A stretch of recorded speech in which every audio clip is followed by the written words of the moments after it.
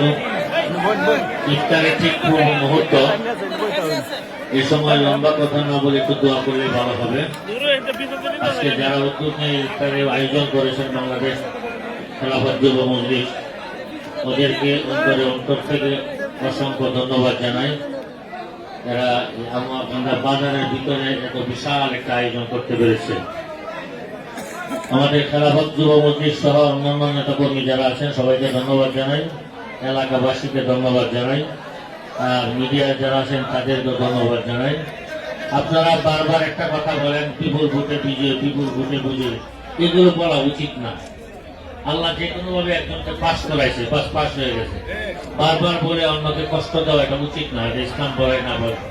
আর আমি তো আপনাদের কাছে বলছি যে আমি যদি পাস করি ইনশাল্লাহ আমি সকল দলকে সাথে নিয়ে এলাকার উন্নয়নের কাজ করব। আমার কাছে আওয়ামী লীগ, বিএনপি, আমার দল, জামাত এটা আলাদা কিছু না।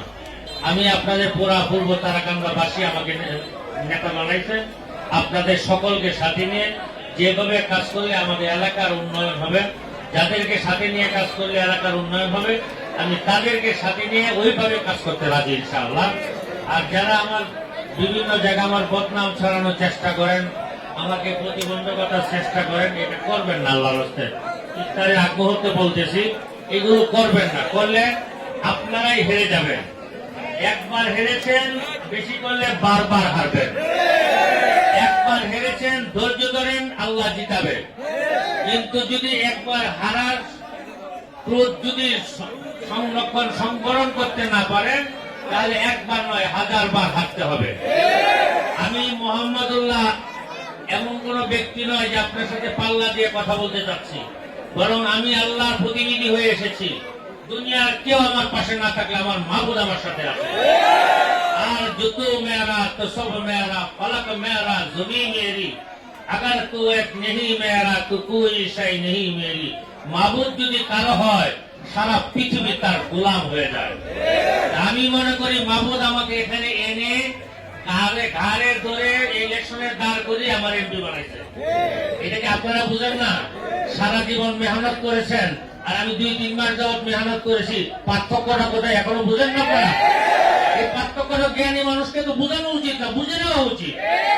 যে কারণে আল্লাহ আমাকে ধরেন এমপি বানিয়েছেন, ঠিক ওই কারণে আল্লাহ তাআলা আমাকে 5 বছর মানুষের খাদেম হিসাবে রাখবেন। আপনারা প্রতিবন্ধকতা সৃষ্টি করলে আপনারা কালারিং হবেন, আরো কালারিং হবেন, আরো কালারিং হবেন, জনগণ থেকে বিচ্ছিন্ন হয়ে যাবেন। এই জন্য কালারিং এর দিকে না যায়, কাছে আসেন, সবাই মিলে কাঁধে কাঁধ মিলিয়ে হাতে হাত রেখে আমরা এলাকার উন্নয়নের কাজ করি। আল্লাহ পাক আমাদেরকে তৌফিক দান করুন। রমজান মাস বাকি কয়েকদিন, অবশিষ্ট সময় কয়েকদিন আছে, আমরা ইনশাআল্লাহ আজকের থেকে আরেকটু যত্নশীল হব। রমজানের রোজার জন্য আরো সুন্দর হয়, আরো আমল বাড়াতে পারি, দান খায়রাত বাড়াতে পারি, নেক আমল বাড়াতে পারি, তিলাওয়াত বাড়াতে পারি। সব কাজের মধ্যে আমরা বেশি বেশি করার চেষ্টা করবো, পারবো না ইনশাআল্লাহ?